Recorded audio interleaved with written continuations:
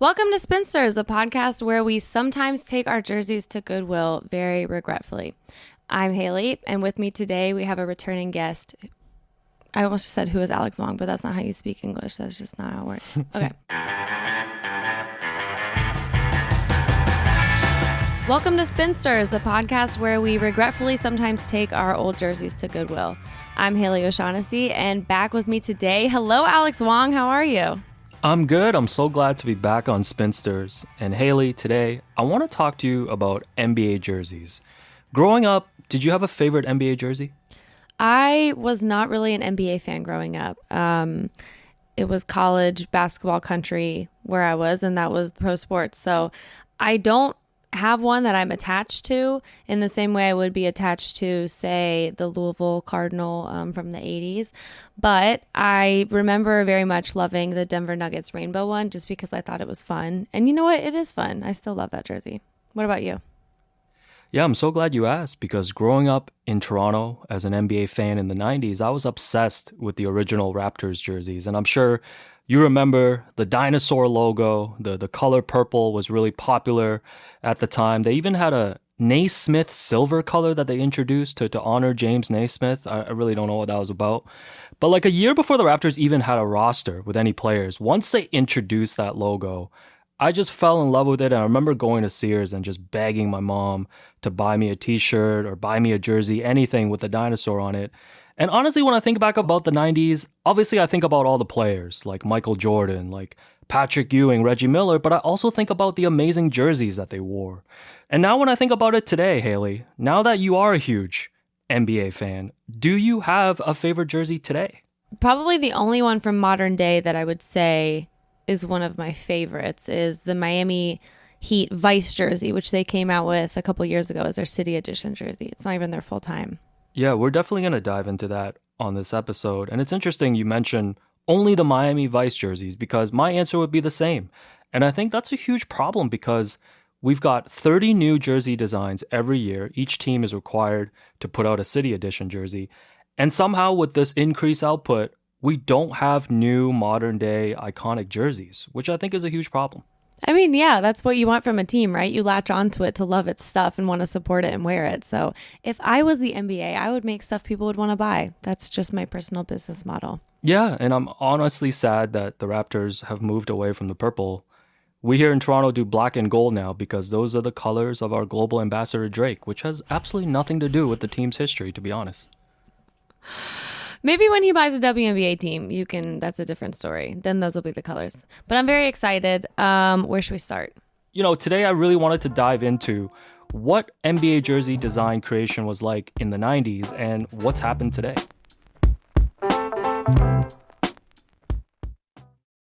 If you don't have players on the field with the right skills, you're going to have a tough time winning. The same goes for your business. Indeed is a fast, simple way to make sure you're hiring MVPs. Go to Indeed.com/Spinsters to claim your $75 credit before March 31st. When I think about the most iconic plays I watched growing up, Reggie Miller scoring 8 points in 9 seconds to beat the Knicks, Michael Jordan's shot over Brian Russell in the NBA Finals, Larry Johnson's 4-point play against the Pacers at Madison Square Garden. When I think of all these 90s memories, I can remember the exact uniforms everyone was wearing. Today, I can barely tell you the jerseys associated with the most memorable game winners, dunks, and even finals clinching games. Thinking back to the most recent NBA Finals when Giannis scored 50 points in Game 6 to clinch his first NBA championship, did he do it wearing the white jerseys? Or was it the ones that said Cream City? There's just so many jerseys now, it's hard to keep track, even for the most important games. Generally, I think that the NBA uniform design has gotten too chaotic. That's Tom O'Grady. He owns a marketing and branding company called Game Playing Creative in Chicago. And I can't imagine that that's something that's good for the league. And I also don't know who's the home team and who's the road team. At face value, jerseys don't matter a ton outside of their simple purpose. They differentiate the players on a field or on a court. But when a jersey becomes the link to your fandom, your memories, it means a whole lot more. But I hate to say, we might be on the verge of losing that. I think it's fine to add pieces to the identity, but I think you really have to be solid to the core of what you stand for. Through this constant shift of jersey redesigns, changing color schemes, and nicknames for teams, everything has become disjointed. But it wasn't always this way. There used to be a time when jersey designs were handled with care. It was the 1990s. Showtime! I love this game. There's no better person to tell the story of the golden era of NBA jerseys than Tom, who became enamored with jersey and logo designs very early on in his childhood. As a kid at school in Chicago, Tom would draw hockey players from memory on note cards, and he would draw logos of Chicago teams for art projects. Then, when his uncle finally took him to see the Blackhawks play hockey in person, it all came to life. The Blackhawks, came out in these beautiful red uniforms and on this white ice, and they were playing, I think, the Detroit Red Wings, who had these white, gorgeous uniforms. And it was almost like when Dorothy goes from the black and white into Oz, when she opens the door and it's all color, and Oz is all in color. That's what that moment felt like to me. And I had that connection 40 years ago, to see that in person. It kind of shook me to the ground. Tom grew up and continued his passion for design, eventually becoming an art director in the 1980s for a company in Chicago which had McDonald's as one of their national accounts. I actually worked on the first ever Monopoly promotion at McDonald's. So if you ever played the Monopoly game at McDonald's, the original art direction on that was by yours truly. The game Monopoly has come to life at McDonald's. I started working on projects there for the McDonald's sports marketing program, and actually in 1987 worked with Michael Jordan on a large fry for small fry promotion, and got to spend the day with Michael. And I couldn't believe that I would be able to actually combine my love of graphic design and sports. Tom's work caught the attention of the NBA office, and eventually he was asked to fly to New York for an interview with Commissioner David Stern. Mind you, this was 1990, and the league was just starting to explode in popularity thanks to Michael, Larry, and Magic. The increase of basketball fans worldwide also meant the NBA started to pay more attention to merchandise sales. And as a result, the design of NBA jerseys became an interest at the league office. Prior to this era, that had never been the case. In the late 80s, team uniform design actually was the responsibility of the team equipment manager. And he would work along with the marketing head of the team owners. And so the idea of team outfitting and graphic designers doing uniforms and logos was non-existent. The value of how much effort and attention is now on team logos and uniforms, there was none of that back in the late 80s. And then there was a turning point. In 1988, Alexander Julian designed the Charlotte Hornets expansion team identity. Alexander Julian was a very popular American fashion designer.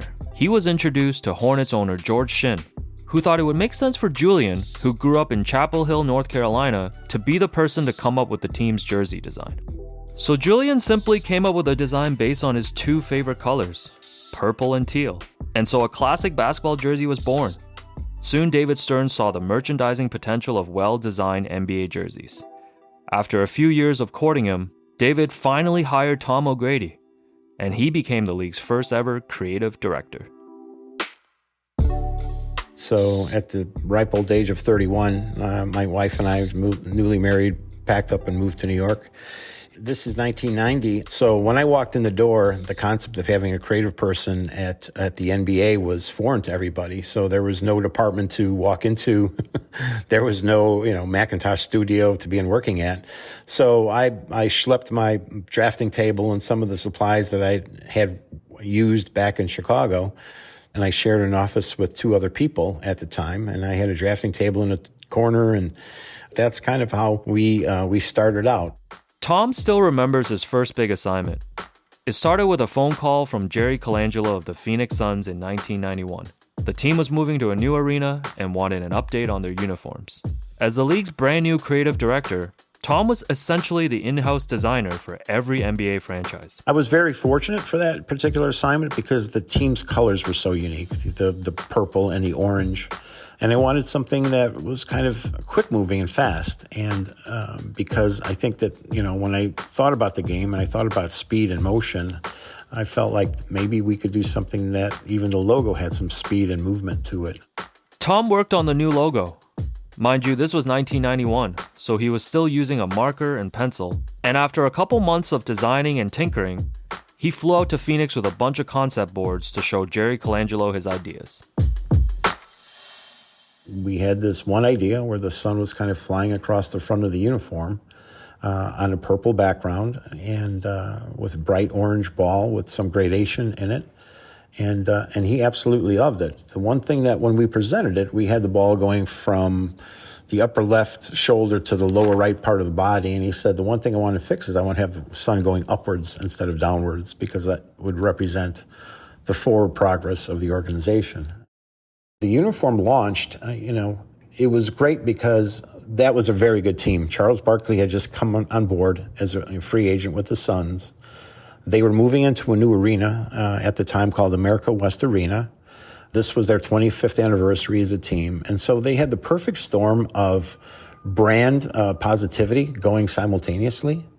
And they had a great team. And so that's the team that went to the NBA Finals in 1993 against the Chicago Bulls. There's Paxson for three. Yes, the Bulls take a 1-point lead, and Phoenix calls for time with 3 and 9/10 seconds. The Phoenix Suns design has many of the qualities that made 90s jersey designs so memorable. It focused on the primary colors associated with the team, channeled its history while propelling it forward, and coincided with a team on the rise, which helped fans of the team attach winning to the jerseys. These are the tenets of a good jersey design. And creating the template for a good jersey paved the way for Tom, who had just kicked off a brand new era of graphic design. And it really opened up kind of a positive Pandora's box on pushing the envelope of what a normal NBA uniform would look like. The expansion Toronto Raptors wore purple jerseys with a giant red dinosaur dribbling a basketball.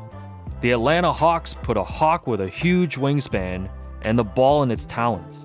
Then the Milwaukee Bucks followed suit with an oversized deer. The 90s became this wonderful playground of creativity for Tom O'Grady and his team.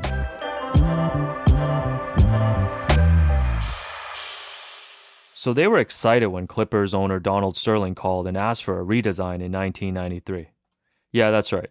That's the same Donald Sterling that Adam Silver banned from the league several years ago. We were ecstatic because we felt like that current Clippers logo, the red and the blue looked like just another one of the, early 80s NBA logos. And so we also knew that LA is an exciting town. It's a bright town, it's a flashy town. The Clippers logo up to that point was a very generic-looking design. It featured the word Clippers in blue italics inside a red basketball. What we try to do is move the direction of the Clippers into more of a surf style. The team played in LA, and, the surf and beach culture there in the early 90s was super popular, and all the surf magazines happening at the time, and, up into the area there, Santa Cruz and Huntington Beach and Manhattan Beach and all that. So we came up with this seafoam green color and this bright orange color. And when we presented it to Sterling, he really fell in love with it.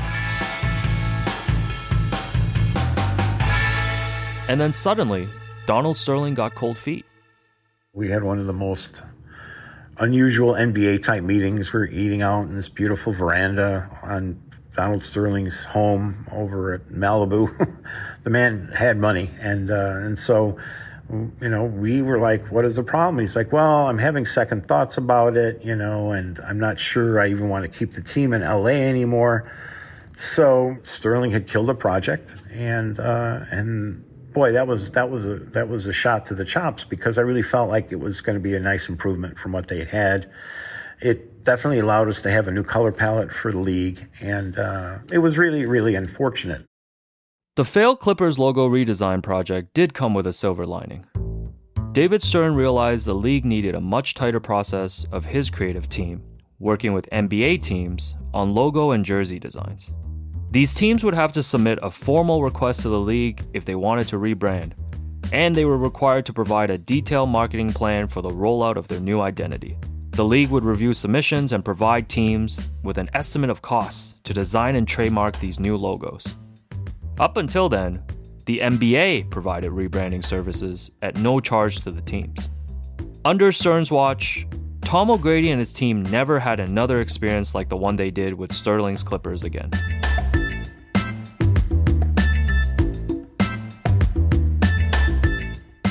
Tom ended up working with the league for 13 years, helping to redefine the branding of franchises across the league before leaving in the early 2000s. The success of the new designs pushed the first domino of a long chain reaction of branding evolution. Over the next decade, NBA merchandise would blossom into a billion-dollar industry, and designs kept coming to feed the growth. Adidas eventually brought us sleeve jerseys, and sponsored patches showed up on jerseys in 2017. That same season, Nike took over from Adidas as the league's apparel partner, signing an 8-year deal worth roughly $1 billion. Because of the dollar amount of the apparel deal, again, we're talking about $1 billion here, there was clearly pressure to deliver a return on that investment. It is one of the motivations behind Nike releasing 30 new City Edition jersey designs altogether each year. Tom was quick to point out that there was also financial motivations behind the jersey redesigns in the 90s. But there is a crucial difference. Back then, people like Jerry Colangelo and Donald Sterling approached the league about jersey redesigns organically. When the people running the teams felt like it was time to change their brand identity, they did. But today, the 30 teams have no choice. Under the Nike deal, every team has to promote a new jersey every year. The brainstorming of City Edition jerseys take place at Nike with their own group of in-house designers. These ideas are then brought to the NBA for approval. Gone are the days of teams approaching the league directly. According to Tom, some of the City Edition jersey ideas that are approved today would not have made it past David Stern's desk back in the 90s. Bad jersey ideas simply weren't allowed. Flash forward to today, and it seems like anything goes. The question is, how does this shift from wanting to change jerseys to having to change jerseys impact basketball fandom? That's after the break.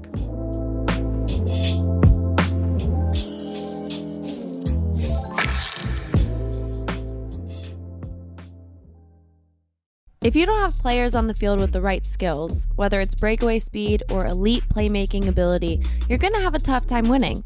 The same goes for your business. Indeed is a fast, simple way to make sure you're hiring MVPs. Start hiring right now with a $75 sponsored job credit to upgrade your job post at Indeed.com/Spinsters. Offer valid through March 31st. If you're hiring, you need Indeed. Because Indeed is the hiring partner where you can attract, interview, and hire all in one place. And Indeed is the only job site where you're guaranteed to find quality applications that meet your must-have requirements, or else you don't pay. Instead of spending hours on multiple job sites hoping to find candidates with the right skills, you need one powerful hiring partner that can help you do it all. Go to Indeed.com/Spinsters to claim your $75 credit before March 31st. Indeed partners with you on every step of the hiring process. Find great talent through time-saving tools like Indeed Instant Match, assessments, and virtual interviews. Indeed.com/Spinsters. Terms and conditions apply. Need to hire? You need Indeed. Tom isn't in the room for the Nike jersey design meetings, and neither are we. But in my opinion, they have come up well short in the creative department compared to the NBA jerseys of the 90s. I took a quick scan of this year's City Edition jerseys recently. Some of the designs just feel lazy, like the Oklahoma City Thunder's all-white jerseys. Others just seem like they're doing too much. For example, the Charlotte Hornets are wearing their classic teal uniforms, but somehow they've decided to add a honeycomb gradient to the jersey. I get that it's a nod to what their home court looked like in the 90s, but it looks like the jersey got that grayscale disease from Game of Thrones. Is there a cure? I don't know. Since the new apparel deal with Nike, it seems like teams introduce new colors to their jerseys without a second thought. Many of the colors have no connection to the team's history at all, but instead they just pull at the city's history. And neither does the storytelling, which sometimes feels like someone just closed their eyes and picked the most random fact about an NBA city on their Wikipedia page. For example, the Orlando Magic, whose black, blue, white, and silver color uniforms of the 90s remains one of the best ever, are suddenly wearing orange jerseys. Orange was picked because Central Florida has a long-standing tradition of being involved in the citrus industry. So when I'm watching the Orlando Magic play and I see them in their orange uniforms, I just think of truckloads of oranges instead of Shaq and Penny dominating in the pinstripe jerseys in the 90s. Look out, Hardaway to O'Neal. That's a new playoff high. These aren't just my opinions, though. They're shared around the league by fans, the people who the NBA is marketing these jerseys to. Hi, my name is Larry Luke. I'm a creative based in Atlanta, Georgia. I moved here in 1999 and I've been an Atlanta Hawks fan ever since. Larry remembers the 2018 City Edition jerseys the Hawks wore. They were a nice, sleek, clean design. When you look at these jerseys, they're not doing too much. But even so, there was one problem. The palette they went with was gold, black, and white, and they used gold because it coincided with the 50th anniversary of the Hawks moving to Atlanta. And I guess gold is the color for 50. However, they ended up just looking like something a New Orleans Saints fan would wear. And as someone that lives in Atlanta, we love our red, we love our black. And it just kind of stood out as something that didn't fit with our red and black theme. The little details that used to matter when it comes to NBA jersey and logo design seem to not matter anymore. And it's reflected in the color choices being made. Across the league, we're seeing teams make really weird changes. Orlando's wearing orange now. The Milwaukee Bucks wore yellow jerseys a few years ago. It's led to a common complaint. Fans turn on the TV and have no idea who is playing. But the confusing colors are just the beginning. The storytelling of these City Edition jerseys seem to be straying too far from the franchise's core identity, and it feels like the designers are just forcing city references onto these jerseys. One prime example is the Philadelphia 76ers and their City Edition jerseys from last season. They were called the Boathouse Row jerseys, which spotlighted an iconic U.S. historic national landmark that runs along a river just west of the Philadelphia Museum of Art. While it's a nice local reference, how it ties into the history of the Sixers is unclear to Tom. It's about the boathouses where they keep the crew boats along the river in Philadelphia.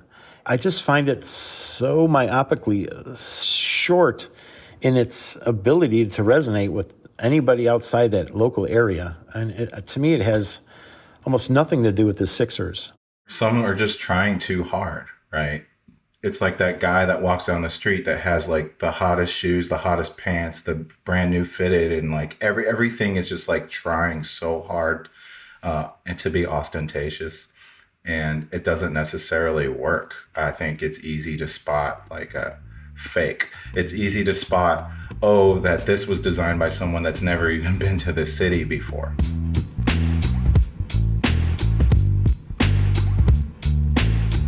Hi, my name is Whitney Medworth. I am the Director of Content at Home Field Apparel, also a longtime member of basketball Twitter, been a huge NBA and WNBA fan for most of my life. I also am from Indianapolis, Indiana. Whitney knows about vintage team logos and the power they hold. She works for Home Field, a merch company that taps into college, fandom, nostalgia, and their vintage logos. When you think historically back on teams, like you think of the player and in your head, you are absolutely like picturing what they're wearing. So I think that it absolutely latches on and ties in. And so when people look back at, whether it's the Pacers, you look back at the Reggie Miller era, yeah, the teams were great and those jerseys were great, and it all kind of combines in your brain and you latch on to that and you want to continue that. So I absolutely think that happens. Here's what it gets down to. When you're producing a new jersey every year, it's impossible for fans to foster any kind of attachment to their team's uniforms. And even when a team comes up with an incredible jersey design, the City Edition uniform concept and the demand of a new design every year means teams have to abandon even their best designs. The best example is the Miami Heat. They debuted their Vice jerseys during the 2017-18 season to universal praise. The laser fuchsia and blue gale accents perfectly captured the vibe of the city of Miami and gave birth to a modern classic. Like the classic jersey redesigns of the 90s, the Vice jerseys instantly became a recognizable part of the team's identity. But because teams are required to come up with new jerseys all the time, Miami has tinkered with the Vice jersey theme the last few years, and they've moved away completely from them this season, which raises the question, what exactly is the point of these City Edition uniforms if teams have to move on from a great idea? No one in the world would have cared if the Miami Heat were like, "Hey, we're not gonna play along. Like, we're just gonna ride ours out." There would have been zero complaints. And so I think that, I mean, as we get into this more, like, I hope the NBA teams can pick and choose like how much they want to change over, because now we've lost easily one of the best jerseys in the NBA. It's a shame too, because the Vice jerseys are truly the only real modern classic redesign I can think of over the past 5 years. For every Miami Vice jersey, there's about 20 Cream City jerseys out there that nobody wants. So what are the jerseys that resonate with fans today? And what can we learn from them? After all, not every jersey since the 90s has been bad. Whitney points to the storytelling of the jerseys that is taking place right now in the WNBA. The WNBA was able to just really tap in and make just like have a clean slate and make super great jerseys for either team. I think the one that sticks out most in my mind from the past season is the Chicago Sky released the glass ceiling, breaking the glass ceiling jersey, which was like blue with the shattered glass on it. Because when I think of WNBA and I think of the New Jersey releases and I think of the previous season, it's like seeing Candace Parker in that jersey is kind of what like pops into my head. And I think that one worked because, again, the jersey was just very cool. And then the Chicago Sky, their colors are blue. So when that jersey was blue, it made sense. Like, you still could identify it with the team. In the NBA, Tom O'Grady points to the Memphis Grizzlies City Edition jerseys from last season as a successful example. The 2020-2021 Memphis Grizzlies City Edition, which was tied to the Stax Records in Memphis and the tie-in to Isaac Hayes and the Shaft album, I think is absolutely a beautiful uniform. I think they were able to take the integrity of their colors, of the Grizzlies colors, of the turquoise color and the black and the bronze, and then come up with a design that has some really quite similarities to the Grizzlies uniform from Vancouver, but looks completely different. And I just felt like what they did with that uniform looked very fresh to me. There's a lot of details in it that makes you want to look at it and study it more without being busy. The elements of a memorable NBA jersey hasn't changed much since the 90s. Stick to the core principles of your brand's identity and don't stray too far. Tom says it's an approach that some of the best brands in the world use. When you step back and look at the shelf, it looks like the Coca-Cola bottle or the Coca-Cola can or the Gatorade bottle or can. Sure, it's been freshened up and it looks very different than it did 35 years ago, but the components are there. They've just been reshuffled, reorganized, modernized, cleaned up, made a little sleeker. And I think that is, at least in the core brand, and that's the best way to do it. But even reshuffling and reorganizing can lead to terrible results. When you mash up a bunch of eras together, it just becomes a creative mess. There is a section of NBA fans who would like teams to simply bring back the vintage 90s jerseys that they love. Just play the hits for people. People are clamoring for the NBA to bring back the 90s jersey designs today. But let's keep in mind not all of them were universally accepted by the fans back then. Take the original Raptors jersey with the dinosaur design, which was inspired by Jurassic Park. Today, that jersey is widely considered one of the most iconic and cool jerseys from the 90s era. But at the time it was mocked for being a Barney the Dinosaur ripoff. It was called cartoonish, childish, and corny. And the Raptors as a team were bad. Yeah, not cool, ugly, not interested in it. One of many people who hated the Dino jerseys when they came out was Josh Rauter.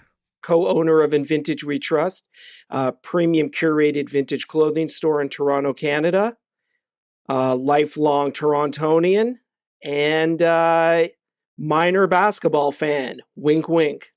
I mean, not that I didn't like a dinosaur as a logo, but I had a major issue with the fact that a Velociraptor was never native to Toronto or Canada. If anything, I'm a nerd, so I wanted like an Albertosaurus. I don't know, something that like was in Canada. I mean, I understood obviously that the Raptor was marketable. Jurassic Park had just come out, et cetera, but I didn't want to hear any of that. Also, the colors were purple and red, white and black. Those aren't Toronto sports colors. Toronto sports colors are blue and white. I mean, Toronto participated in the first NBA game ever. Massive history here. They just should have used an updated Huskies logo. Josh is referring to the Toronto Huskies, who hosted the first NBA game in league history in 1946, when they played the New York Knicks at Maple Leaf Gardens on November 1st. The Huskies lost 68-66 that evening, and the franchise lasted just one season in Toronto. Their jersey designs featured the classic blue and white that Josh is fond of. Toronto and New York played the first ever NBA game in the city. Why would you steer away from that? It just didn't make any sense. It was just like unfathomable. I didn't get it. Josh's opinion was shared by many. But then a strange thing happened. Over the years, the Raptors Dino became popular, even accepted. Then the Raptors won the championship in 2019, and it just exploded. As a basketball fan and vintage store owner, Josh has seen the popularity of the original Raptors jersey grow firsthand. Whenever Josh stocks Dino products in his stores, they just fly off the shelves. What was once seen as gnarly and garish are now seen as bold and cool. And I remember this firsthand, because as a kid growing up, I used to wear Raptors Dino jerseys to school, and all the other kids would make fun of me. Another reason I have such an issue with the Dino jersey, or did, was the Raptors were not good. They were horrible. Josh wants the Dino to be put away altogether. He actually pushes back against Whitney's suggestion of simply playing the hits. The idea of bringing back the original Dino jersey, which the Raptors actually released a version of a few years ago, is not something Josh can get on board with. Nah, it's got to mean something, right? Like, maybe for some teams it would make sense, but I feel like you have to do that like in spurts. You can't do it like all the time, right? When you remix an idea too many times, you just destroy the original idea. To celebrate this NBA season, the 75th anniversary season, each NBA team has a City Edition jersey design which represents the ultimate basketball moments mixtape. So basically, it's a compilation of the franchise's greatest hits through the years in every design. The Raptors, like many teams, are using this year's City Edition jersey theme to mash up design concepts from the 90s with present day. Their jersey is a remix of the original Dino uniforms. But instead of purple, they're wearing black and gold. And to understand that, you have to first understand that Drake is the official global ambassador of the Raptors. And you have to understand that Drake's OVO brand's primary colors are black and gold. All we are is proud and passionate. We are like a college sports team. The Toronto Raptors are a college sports team, I promise you. I love Toronto, I love this team, and we're going to the NBA Finals. A chance to win at home! That was a very excited Drake talking about the Raptors now. When the team puts out this City jersey with the Dino on it, everyone can now be a part of this really, at one time, exclusive club. And that destroys the entire cool factor of that particular logo. It's not as special anymore. What Josh wants is the early 2000s Raptors uniform, worn by Vince Carter when he joined the franchise and when the team made the playoffs for the first time. Carter on the follow. Vince Carter able to come up with a loose ball, and the Raptors now lead 87-83. Carter has 27. It's a jersey which has yet to make it into the Raptors City Edition lineup. Guys, the Raptors won in the early 2000s. Okay, Carter was here. They were good. Let's get the dazzle. Leave the Dino alone. It's been done to death. We want the dazzle, or something from that era. It's really a nice jersey. The roads are beautiful. This is what's even wilder about it. Nike was the manufacturer back then. So Nike's back. What are you scared of? You own the license. The jersey was Nike. You can't run away from, the jersey wasn't made by us back then. It was. Do it. Ultimately, I hear consistent gripes across the board when talking about today's jerseys. The market is too bloated, the storytelling is too forced, and the color schemes are too wild. But Tom O'Grady seems resigned to the fact that things aren't changing anytime soon. Nike and the NBA have way too much money invested in this. And in a sad way, this is the capitalistic conclusion to what Tom helped create in the 90s. They have such a power play in all this, and they pay the leagues millions of dollars for the rights to do this. And so I think that there's the biggest thing in this is probably the return on investment by, the more is more saying in this case. The more uniforms we make, the more uniforms people are going to buy, and the more money we're going to make. I really think that it's not much more sophisticated than that. It makes me wonder, how will this present generation of NBA fans find meaning, joy, and connection with their team's jerseys and logos? In the same way I used to in the 90s. You lose that generational integrity and the generational connections to the teams as well. And that kind of bothers me. Maybe I'm a purist or a traditionalist, and yet I don't think I am. I like experimentation, but I think in doses, I just don't think it can happen all over and over and over again, So I think there's a certain integrity that just gets thrown out the window because you're just chasing the next City Edition uniform or whatever. Bad jersey designs aren't just a disappointment from a creative standpoint. To Tom and many fans of NBA teams growing up, it creates a detachment that might be hard to get back. The more you mess with jerseys, colors, and logos of teams, the more you move away from building those connections. A logo to me represents your signature. It's the thing it's the front of the ship. But in particular, sports logos, they have to take on a little bit more personality. And the colder the logo, I think the less popular they are. I think it becomes somewhat tribal in nature. And it becomes something that all of a sudden people are tattooing on their arm, or they're putting flags in front of their home with the team logos.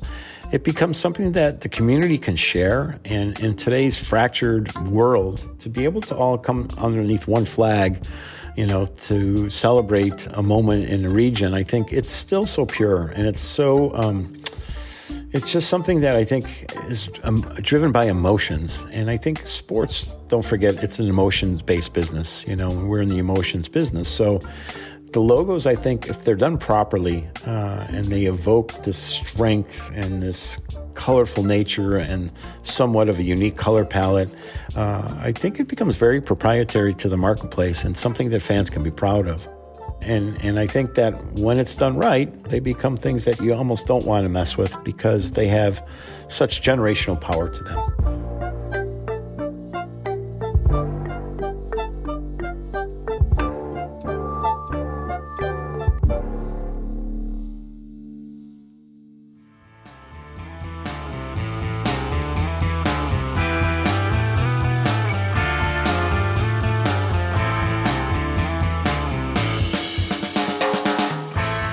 This episode of Spinsters was written and reported by Alex Wong. Our editor is Alex Ward, with production by Alex, Harry Krinsky, Isabel Jocelyn, and Jordan Liggins. Our production coordinator is Devin Shepard, and our executive producers are Peter Moses, John Yales, and me.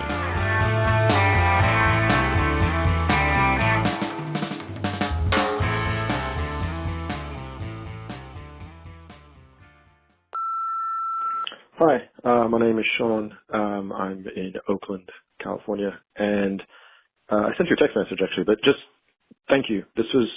I'm only halfway in your first podcast, but it's incredibly refreshing. It's positive. There's a positive energy. It's super smart and pretty much better than anything else that's out there. So thank you. Keep it up, and best of luck.